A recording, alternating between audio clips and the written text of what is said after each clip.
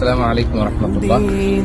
আলহামদুলিল্লাহ, আল্লাহ দরবারে শুকরিয়া আদায় করছি। আমরা প্রশান্তি নগরী, একটা শান্ত শহর, আমাদের খুব প্রিয় একটি শহর মাদিনাতুর রাসূল, মাদিনাতুন নবীতে আমরা আছি। আমাদের সাথে আছে আমাদের খুব কাছের মানুষ শেখ নুরউদ্দিন। আমরা এখন আছি ওয়াদি আল আকিকে।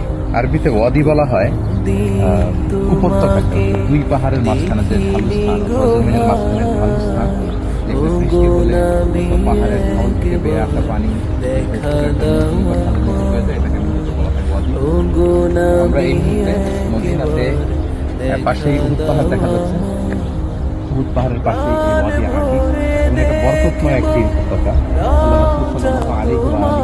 তিনি যখন দশম হিজরিতে বিদায় হজের জন্য তিনি মসজিদ দুল খুলাইফা থেকে আবিয়ার আলী থেকে রওনা হয়েছিলেন, এবং এখানে যখন রাত্রিবেলা তিনি পৌঁছেন এই